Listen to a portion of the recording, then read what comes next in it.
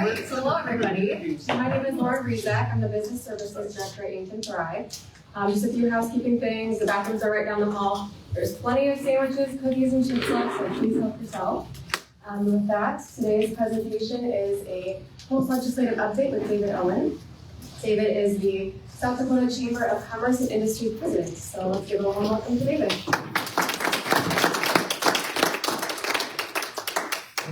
Honest to God, the sandwiches are the better part of the value of this meeting. So if you want to stand up and grab more, please do. And thank you for showing up. I think this is as good a crowd as we've had, which tells me I probably should have retired a couple of years ago. This is kind of the last round. I am stepping away. I turned 70 in February, so I can remember that. I'm having trouble remembering other stuff, so it's time to go. And I've got two cameras pointing at me, and I'm just praying to God my flies up. Well, the next person will be as funny as you. Not funny looking. I was going to say that's correct. There is a selection committee going through that process. I am painfully aware of my shortcomings, and plus I lost my right arm when Mary Ann retired in December. So I'm not smart enough to run this damn thing. Yeah, they're gonna. We'll see how they do. When Dan Kirby called to offer me this job, he famously said, "You can live anywhere in South Dakota you want, as long as it's Sioux Falls or here." I grew up in Rapid City, so he took that card right out of me. This was the 100th legislative session. So let's talk about what happened. I think we've got a former legislator here. I don't know. I think all the current legislators are with the governor someplace. And so this won't be as interesting as that. Governors have a way of being able to. So I want to talk about what happened. With this caveat, and it's on the slide at the bottom, every session has contention. This one, and I'll talk about it, probably had two camps as separate and distinct and voting differently than most. So if you heard about this session from Speaker John Hanson, it would sound very different than what you're going to hear from me. And that's not kind of right or wrong. It's based on our values. I always like to start with this reminder. Our legislature is somewhat partisan.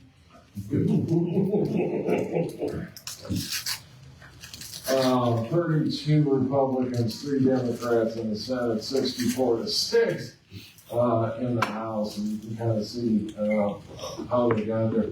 One of the things that was distinctively different was this. These are people that were in the legislature, either hit term limits or human limits, were out for a while, and then came back. That number 2 years ago was 2. And so this is what term limits has done in South Dakota. There are a number of people that leave this process and then reconsider and come back. Without term limits, they would serve 10, 12, 14 years and step out, they were done. So that's the big difference. 2 appointments during session. Herman Otten resigned before the session started. Things in his life had changed. And then Tony Van Huysen became lieutenant governor. We did a roast of Tony, and I was asked to participate. And so I went through from him being an intern to the jobs that he has held. And then my last line was to say, now he's made a mistake and has become lieutenant governor. And I added this line: everybody knows that nobody that served as lieutenant governor has ever gone on to do anything after that, knowing his father-in-law was sitting right behind me, who had served as lieutenant governor and became governor. So my next line was, isn't that right, Governor Newgard? Well, I said the first part, everybody started laughing. And I said the second part and turned around to look at Governor Newgard. I completely forgot that the guy sitting next to him was Larry Roden, who had also. What was scary is those were two of the most gentlemanly folks, and they were both standing up, heading towards me. It looked like they were going to pound me to the floor. Here's the numbers in 2025. 489 bills. I always put these joint resolutions on because this is how constitutional amendments get proposed by the legislature. There was a handful, and I think one will be on the ballot next year. 489 bills, 211 passed for 43. Here's the startling number is 38% passage rate for bills in the House. What I can't tell you is whether they died in their house of origin in a committee or whether they got through the House and got killed by the Senate committee or the floor. 2 vetoes. 1132 was a bill for child care employees. We pass along federal money to help folks low income, just above, I think, 200% of poverty, pay for daycare. This is an idea that came out of some work that we were part of that said, okay, why don't we tell parents who are looking in child care and have children in child care that they automatically qualify for that assistance. The governor was concerned and the department was concerned that that would put them in competition with people that fulfill the need, the purpose of the federal money. And so you're going to add them, you're going to lose the funds available. So that was vetoed, and that veto is sustained. 1169 created requirements when people want to put a constitutional amendment on the ballot using signatures at the legislature. It said that they had to get signatures from all 35 legislative districts, which takes something that's nearly impossible, quite honestly, and makes it fully impossible. Now that I'm about to retire, I can tell you I have more respect for our initiative process than my board. And this has always been a cautious walk that I have done. My board doesn't like the whole damn process. Why? Because they end up having to write the checks to do the campaigns. I'm, constantly visiting my board members in their offices and saying, can you write a $20,000 check to keep this bad policy from happening? So they're tired. Here's what I know about ballot measures. Voter participation on ballot measures, most elections, in fact, I can say all elections, has more voter participation than the constitutional offices. Hell, nobody knows we have a commissioner of school and public lands. What's that? And so you'll get more voter participation. And in fact, in 2006, when Rounds was elected to his second term, there was 2 ballot measures that had more voter participation than the governor's race. What's my caution? And I give this caution to my board. People like the initiative process. They like to bitch about it. And they like to grumble about it. But it's like the in-laws. You know, you kind of got to get used to it, and people like it. And I've always been nervous that the South Dakota Chamber the leadership to try to take that candy away from the baby. You're ultimately going to get it hurt. Questions on that? Here's a 10-year look at number of bills and pass rate. 2022 is the most bills we've had in this 10 years, 553. 489 this year, and you can see the pass rate was fairly low. We let legislators do three things. One, they can withdraw a bill, and then Senator Klobuchar remembers when the only way to get rid of a bill you thought you liked and you decided you didn't like was to go in public in front of a committee and essentially say, as we used to say, would you shoot this thing for me? Table up. Yeah, and so 30 were withdrawn. You can see that history. We also do Hog House. This is very unique to the South Dakota legislature. This is an amendment that starts with the title and deletes everything below it and puts in a whole new bill. The downside of that is that you could end up as a legislator sponsoring a bill you can't stand only because they hog house it. 18 hog house bills, 12 passed. We also will let a bill become law the moment it's signed. Otherwise, it's July 1st. If you want to put an emergency clause on, the trade-off is you need a 2/3 vote.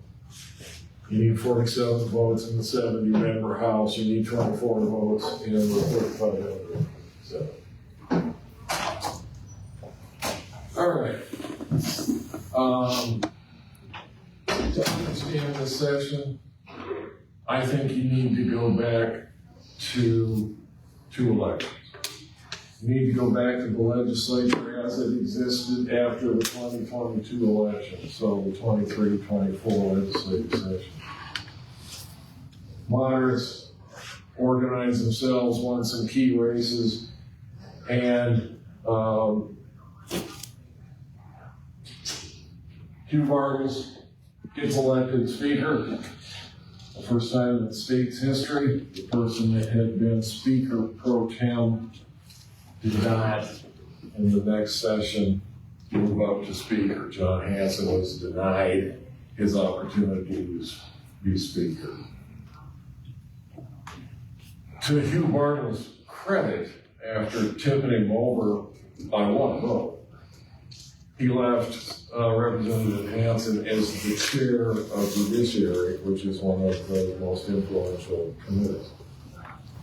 Come to 2024, Representative Hanson, working on abortion, having led the fight against the CO2 pipeline, organizes a campaign, takes advantage of 17% voter turnout, and knocks 14 incumbents that we identify as moderates out of the legislature.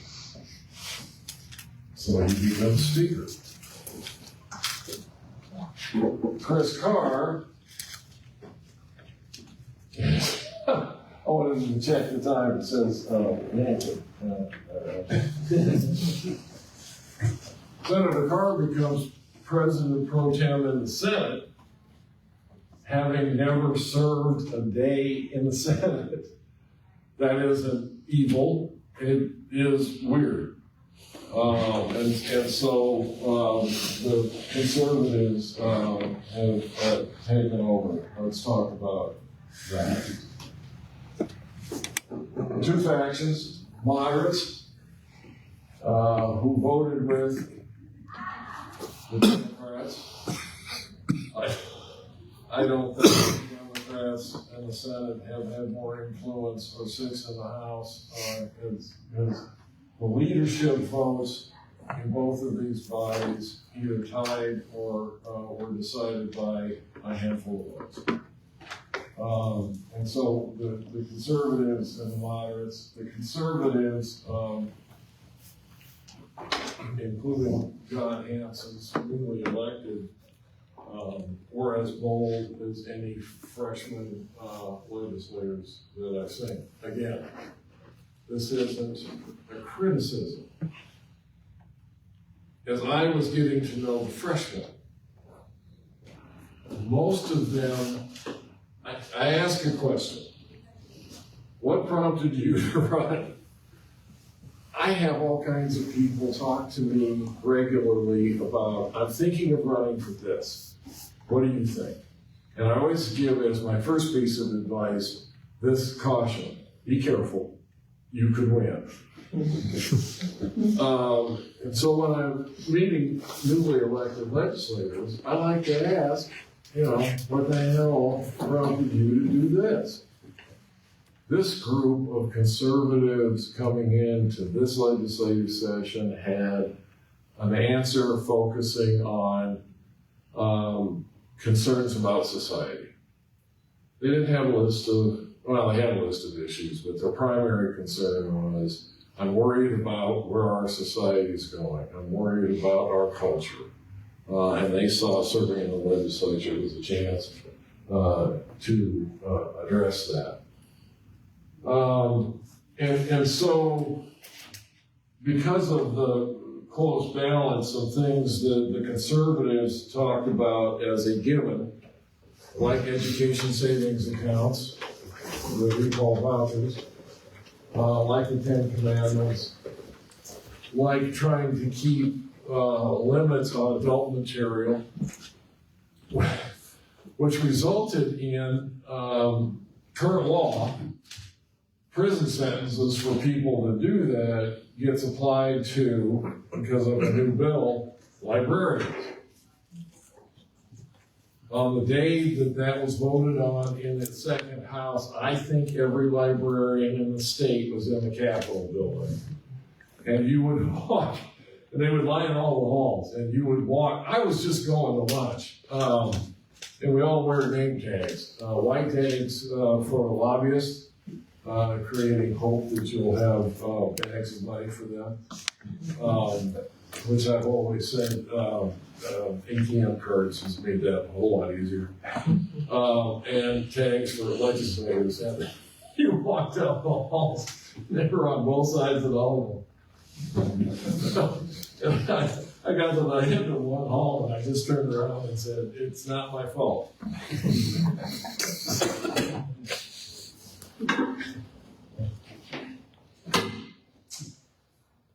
There was one issue that was studied over the summer that I think a bill regarding the internet. The bill, because it was talked about, debated, got through fairly easy. Just a salute to that guy. All right, now the seeds are planted, which, by the way, Mary Ann will tell you, I put a seed in the ground that's buried. It has nothing to do with anything else. Issue 1, the pipeline. If you don't know or haven't heard about the CO2 pipeline, then you're here for the free sandwich. 9 bills filed. Only one of them passed. And to our surprise, got signed. House Bill 1052 specifically names CO2 pipelines and specifically denies them access to eminent domain. So that passes. Roden becomes governor in the process, and he signed that bill. The conservatives and anti-pipeline people, and by the way, brilliant campaign, brilliant election, organized, and got twice as many signatures as they needed, which was 100% more signatures than I would have told you you could collect using all volunteers. An amazing effort, and very successful. They will tell you the 1052 did not prohibit the pipeline from being built. All it said was that you can't go to court to set the value before somebody to sell land. So it doesn't prohibit CO2, the pipeline. It just makes it impossible to build. It's just not economically feasible to go around everybody that doesn't want to do business with you. I think at this point, we acknowledge that some of the folks, some that sent into the field were a little heavy-handed, and there's debates on both sides. Questions on the pipeline? What they did with it was really brilliant. I think half those signatures came from Rapid City and West River. That pipeline doesn't go within 300 miles of there because they made it a landowner rights issue. All the dominoes fell down. Issue 2, in case you didn't hear, because you were in a coma, property taxes, kind of a big item all over the state. 26 bills filed. When you click property tax on the subject list on the Legislative Research Council's, 26 bills show up. The only one that passes is Senate Bill 216, and it's not one of the 26. Now, 4 of them passed. This is fun. That's the annual adjustment on school general fund. That one has to pass every year. It's not really, it sets the mill levies. This was fun because Christine Erickson's a good friend, runs the car dealership and truck dealership association. I don't know how this got on the list, but we're now going to allow vehicle titles to be electronic. Startling step into the 19th century. I told the committee, I don't miss rotary phones, but I do miss 2 titles that have lost. So it'd be easier to find. Most of the bills limited the increase in assessed values or tax payments, and I will talk about 2 bills that the governor has done. I've got way too much time to explain this, and so if in the middle of this your line says, you can leave. I'm going to go through the formula on your property taxes. I ran the Montana Chamber and was going through their formula for property taxes in front of my board one time. And I'm on my little whiteboard and I'm writing down all these formulas and I hear behind me one of my board members says, Owen, I don't care about anything to the left of the equal sign. All I care about is how much on the right-hand side of the equal sign. All right. We start out with trying to find the value of your home. And so we use comparable sales, we use replacement value to some extent. We do comparable sales. So your 1-bedroom, 1-bathroom, unfinished basement, theoretically, isn't affected by your neighbor who has 6 bedrooms, 8 bathrooms, and a swimming pool downstairs. Those are not comparable homes.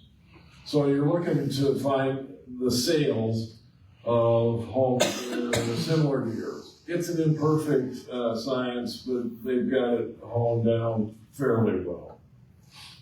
Here's the dilemma. Everybody wants your home to be worth more. Oh, it's worth more until it gets into this formula, because now your taxes are going. Oh, no, that's not the value of my house. My house is real dumb. So we start with the assessed value, and we multiply it by 85% to get your taxable value. Taxable value, then we have these things called mills. It's a thousandths of a dollar, so you do the decimal point, tenths, hundreds, thousands.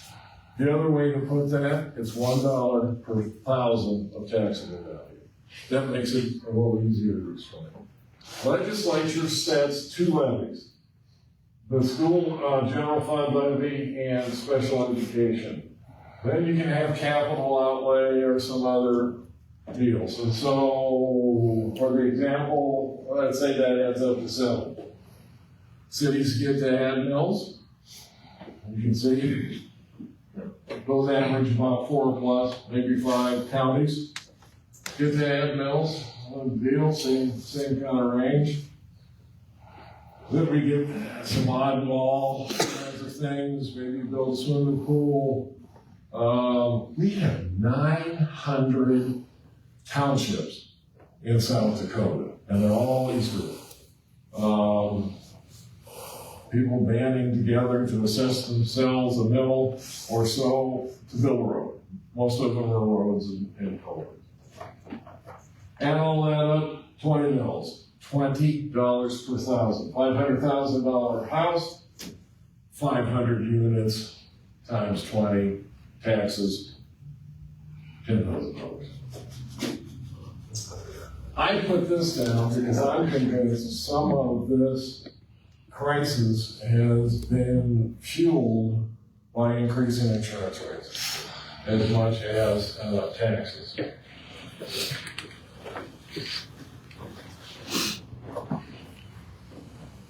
So, 2 bills that passed. Senate Bill 216 was the governor's proposal, and it limits assessed values, keep in mind, down the road, that's taxes, to 3%, while most of the bills limited individual properties to 3%, he's done a little softer limit. He wants to take owner-occupied, increase in assessed values countywide. So, county goes up 7 as a total. Your house went up 15. This bill will give some relief, but you're not getting 12% limit. You're going to get some version of 7. Here's the thing I don't think, I think people are going to be a little disappointed like this. This affects assessed values next year. The assessed values are done for this year. You get that card in the mail, you ask yourself one question. Would I sell my house for that much?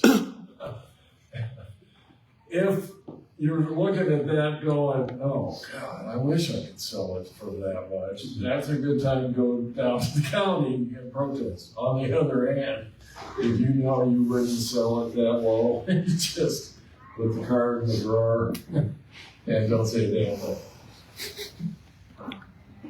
Assessed values in 2026 affects taxes paid in 2027. So, not to make fun of the governor, because this is a good magic act, and he's in town, and one of you is going to rat me out. I know that. Dumbest thing you. Dumbest thing I can say is, don't tell me.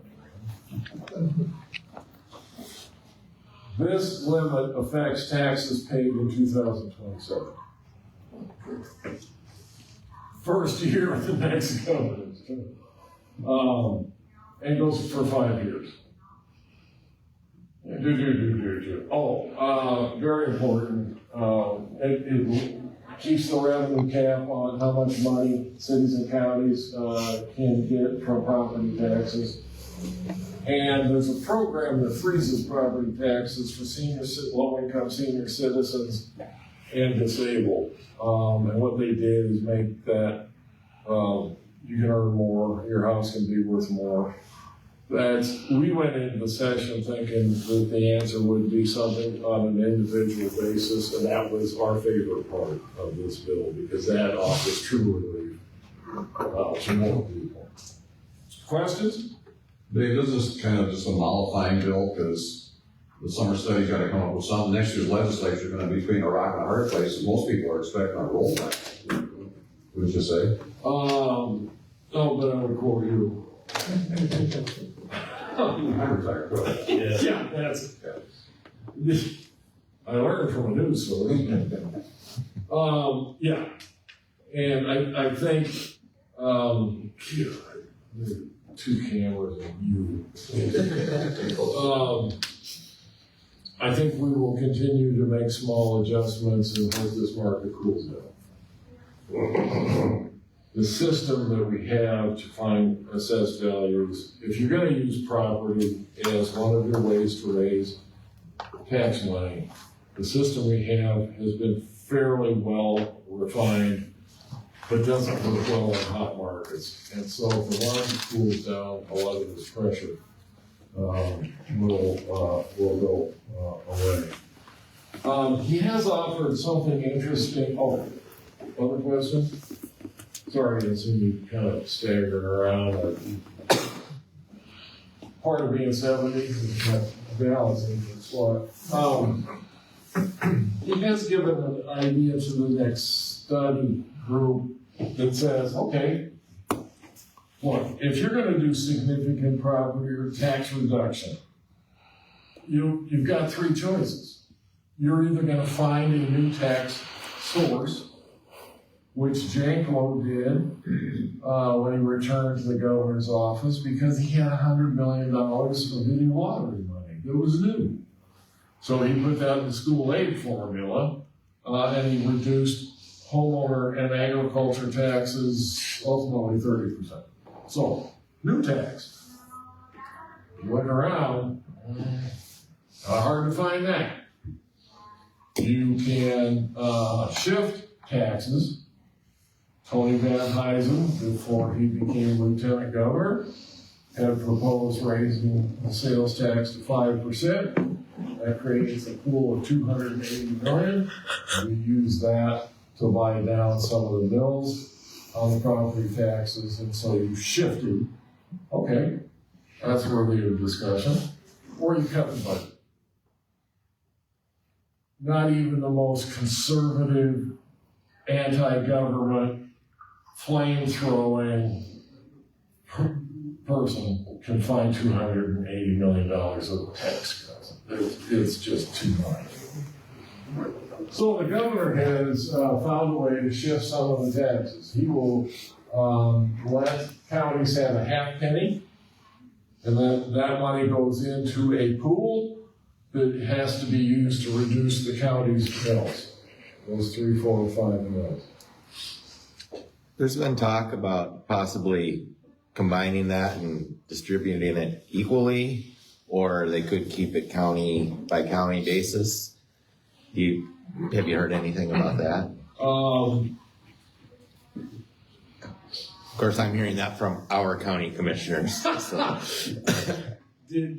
Were you here for the start where I said retire? Yep. Okay. Yep. I don't care. I think that's going to be the discussion. I'm scared. Yeah, 2 cameras and you. And me. I ran the numbers for Davidson County because I started this show in Mitchell Tuesday. If I did the numbers right, and that's a big caveat in this thing, I think it works. If I notice the taxable sales like it's $3 million, it would be raised by a half penny, and owner occupied is about $3 million. I think it works in Davidson County. Okay. I don't know that it should work in Minnehaha and Lincoln.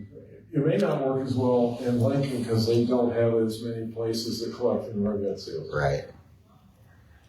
I don't think it works for 2/3 of the state. Right, the total rural places. Predominantly rural, that has one convenience store and bar. Keep the bar open. We went through a thing in Montana that they were gonna force 18-year-olds out of places that had video lottery in all the small towns. It's what? That's where everybody goes on Sunday. So I'm skeptical that this works. I mean, most of this property tax heat's coming from about 6 places, 6 counties. Does it work for all those? Okay, the formula looks to me like towns of 14, 15,000. Might be a break even. I haven't heard that they'll do statewide, because that gets back to Tony's deal. Mm-hmm. And, he's lieutenant governor. He doesn't count anymore. Yeah. Isn't that sent local option too? I mean, isn't there a vote on that? There can be. I think the way he's proposed it, it's referable. And so that could be self-referable by the county commission, or they could pass it, as I read the bill, they could pass it and hold their breath for 30 years. Questions on this? We're getting close to the end, so this is the reward for being good students. You get out of the way. Okay. We have kind of a weird thing going on with these conservatives. They don't believe in economic development tools the way that we're used to using those. I've heard in hearings and working the floor, a common phrase from them is they don't like government, quote, picking winners and losers. Followed by many of them that have small businesses using the line, nobody helped me. And so they, Senator Carr has never liked the Future Fund. The conservatives don't like the Future Fund. The Future Fund is about $20 million a year, and it's a slush fund that the government gets to use. Legislature doesn't have a damn thing to say about it other than taking it to zero. The money comes from an additional fee on the unemployment report. And so there was one bill to phase it out, a bill to just get rid of it, and a bill to have the legislature do the appropriation. And quite honestly, the South Dakota Chamber would vote to get rid of it before we let the legislature get their hands on it.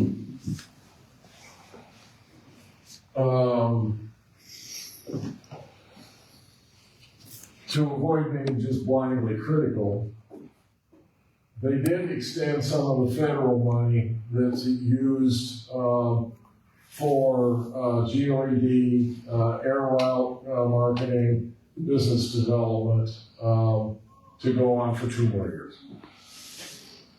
We supported that, and that was a good vote. The House Majority Leader, Odenbach out of Spearfish, chaired State Affairs, had an evening meeting, he adjourns. They've had 2 or 3 officials from Minnehaha County asking for some funding, and Representative Odenbach, after adjourning, stands up and goes on a rant about why the hell does Minnehaha County need money? Because you all tell us the growth is supposed to answer all these questions. Nobody's growing faster than them. Why do they need money? I failed because what I should have done is stand up and say, Representative, I understand your question. You haven't asked the other side. You want to see how expensive it is without that growth. And different pressures on that budget. we also kind of need to explain when organizations like Thrive and Elevate and we do economic development, it's just not picking winners and losers. The art and science of taking that money, using tips, and doing the work that we've traditionally done, discretionary formula, all those kinds of things. It doesn't just create jobs, it quite often changes the economic nature of a community. 40 years ago, Citibank comes to Sioux Falls. With it, Wells Fargo becomes a financial institution, changes the nature. Sticking with Sioux Falls because that's where I've lived for 20 plus years, now becoming a massive center of warehouse distributions. Amazon comes in. Amazon comes in, and everybody has a gas attack because they're going to need 1,000 people. 40% of our workforce in South Dakota is in the Sioux Falls area. Our workforce is 400 plus thousand people. You can find 1,000 workers, and they've proven it because they have 2,000 now. What happens? Well, they start bidding up wages. Does that make current employers a little crabby? Yeah. What's the answer to that? I thought that was the point of making the community a little bit different.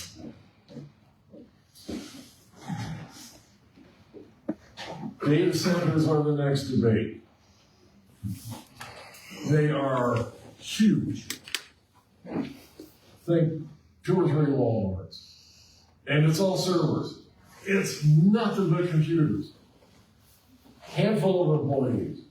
They're all making 180,000 plus. They soak up an amazing amount of electricity, and that has people nervous. They're also kind of flooded through data, and I don't need China knowing what I'm doing on my phone, but it's probably goes through there. So we're having a debate. Some counties are passing resolutions against these things. The other thing they do, there was an attempt to give a tax break on their electricity or give a tax break on certain things that we now tax. The one thing that hasn't been done, they will pay contractors excise tax, and they pay a ton of property tax.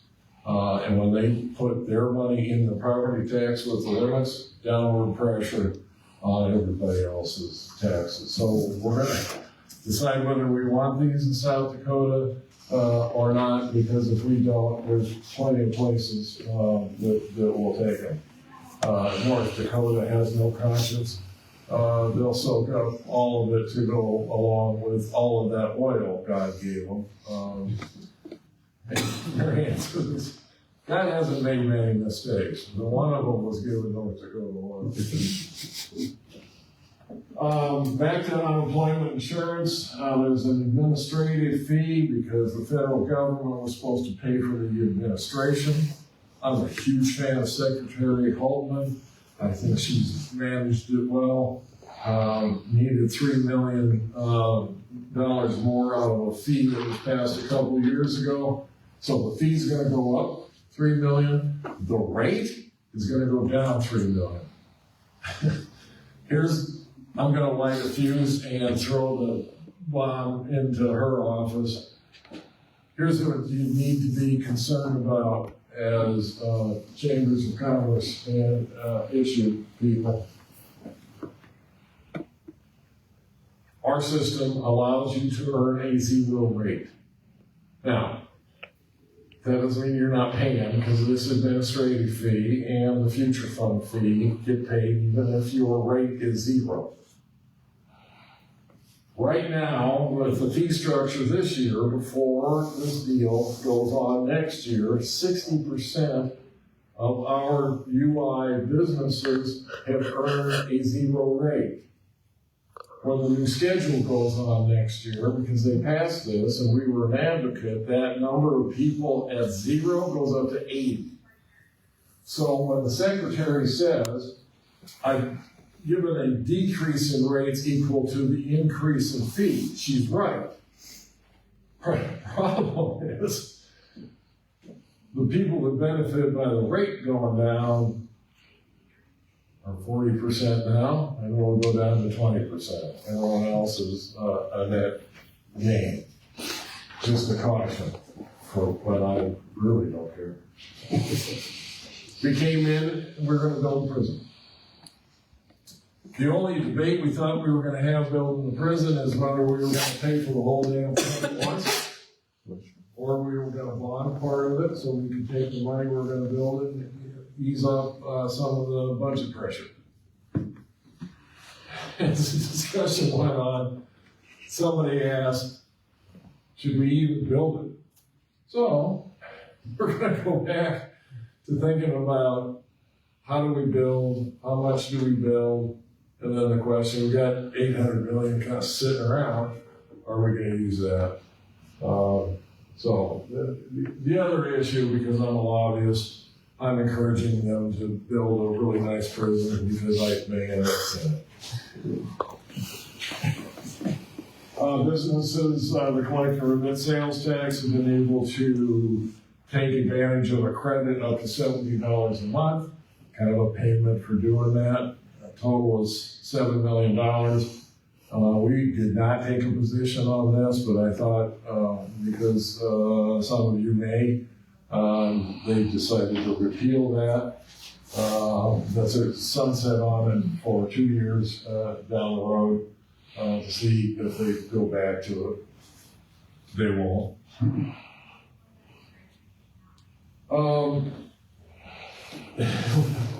For the third time since I've been around, they're going to go look at tax exemptions. Here's the startling number. There's over $1 billion worth of things we don't tax. Rounds did this. I can't remember who did it before. You start looking at why don't we tax this? And then you start meeting a whole lot of interesting folks. A good portion of that is we don't tax fertilizer for the fields. One of my favorites is rodeo clowns. If you want to meet some really great people, you take away that exemption, you'll meet every rodeo clown in the state. They came to the legislature, they didn't wear their outfits, which disappointed me.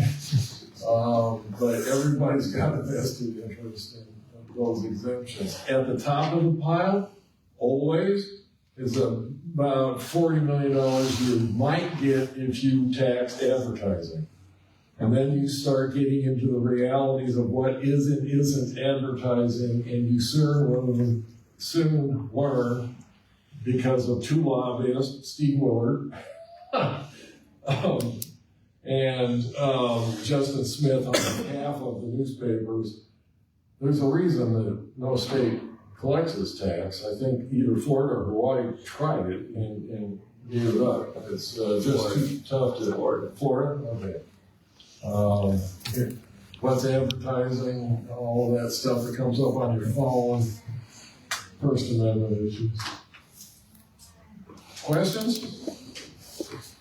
I heard a lot of scuttlebutt that along with a lot of these new legislators that we had up there were a lot of bills that maybe had a lot of passion behind them but didn't really impact a lot of people. And that was kind of a theme this year. Yeah. There were bills that could help large groups of people, but we focused on kind of minor cultural things. I think there's some truth in that. I think that in large part explains the House only passing 38% of the bills. And I'll go back and give you the two examples. The vouchers for schools, that's the most dramatic because that was kind of a given. The debate, I know this because I'm a rumor monger.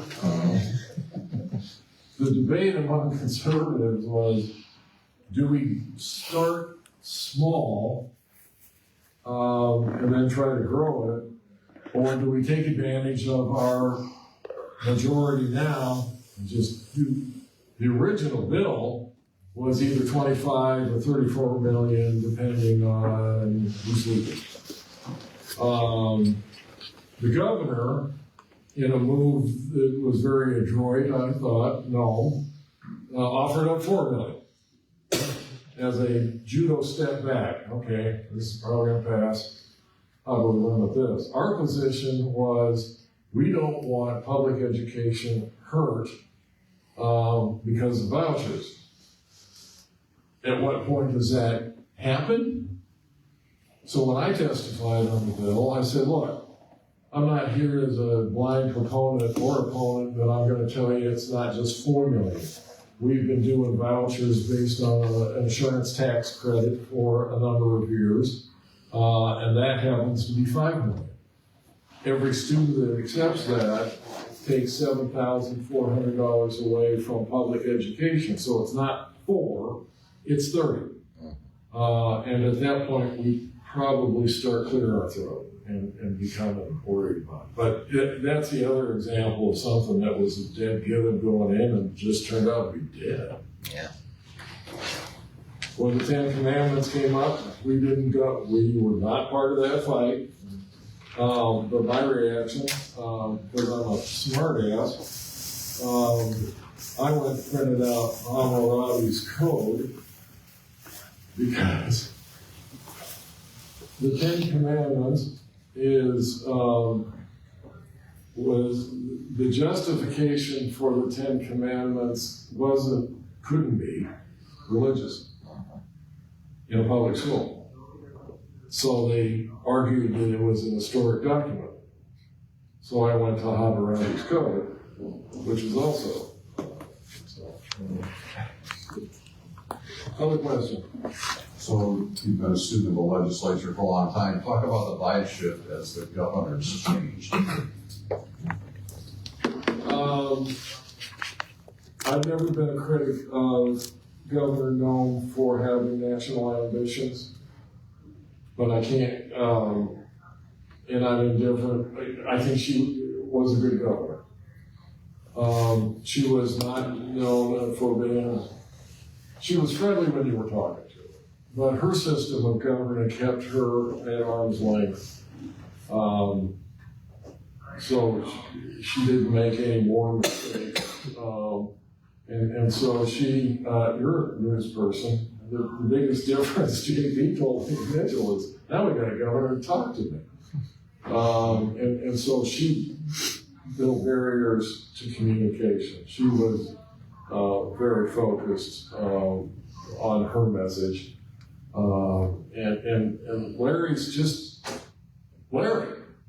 And so he's more relaxed, the door's open. He's kind of thinking out loud. He'll quit doing that at some point. He's been in the halls. He knows the lobbyists. He knows the legislators. I went through the whole creation of the productivity tax system for agriculture with him. We endorsed it. Parentheses, only business group who did, which made me unbelievably popular and all. Just started taking my lunch. Going to the fourth floor.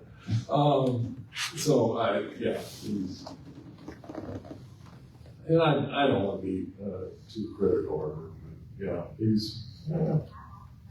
he says that.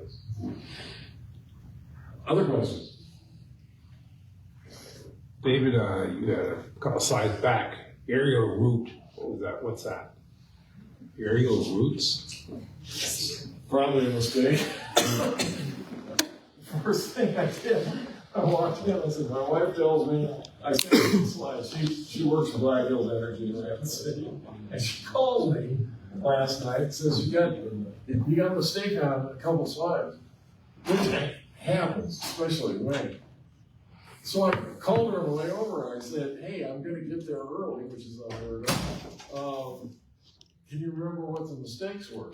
So, driving for 10 minutes, she goes, no. Because I corrected them. The mistakes, all the titles on this, girls in 2024. Back for it. Right there, air route restoration. Oh, yeah, this was the federal money that's been used for the last 2 years. There was specific money for airports to work with airlines on reestablishing some routes. So you could leave from Sioux Falls and go straight to, I don't know, Timbuktu. So getting the routes, or That's basically Rapid City and Sioux Falls airports. yeah. Yeah. Well, they sprinkle small seeds across the land, so you can go to Canton and go drive to Sioux Falls. You ready? Yeah. Well, I think we should give Dave a big round of applause, but before you do that, even a bigger round mixed in for Marianne, keeping him out of trouble all year. It's been a rough 4 months. He has a dry sense of humor, you do, but Ulster's a little drier and Rhodes a little drier yet. But I just got a special gift for you here. Oh, really?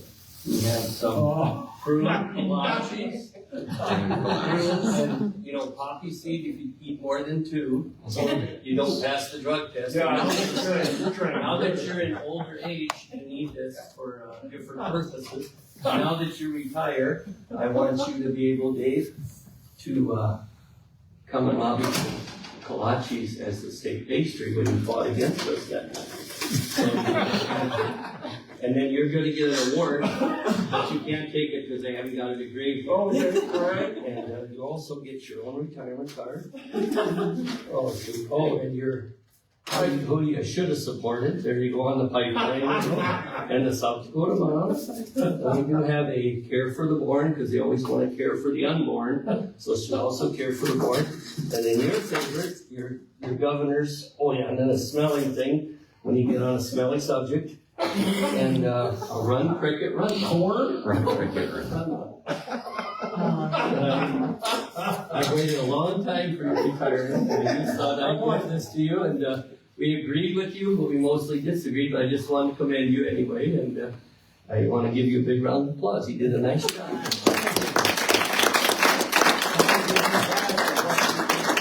He has the most insane sense of humor up there. The most insane, and I mean that in the truest sense of the word, of humor, and it makes the day go by so much faster. For the record, we supported Kupka. Yeah, you screwed up and didn't support a lot. I paid $250 to buy Kupka. Yeah, but this is kolache. This is table. You were trying to do the Kuchen factory up north, and that's out of business now at the time. Nobody eats kolaches. I'm glad you're moving it off. Good job. Thank you for your put in your years. Yeah, after I said that, he started packing up. He's taking it with him. Okay, other questions? Class discussion. Thank you, Dave.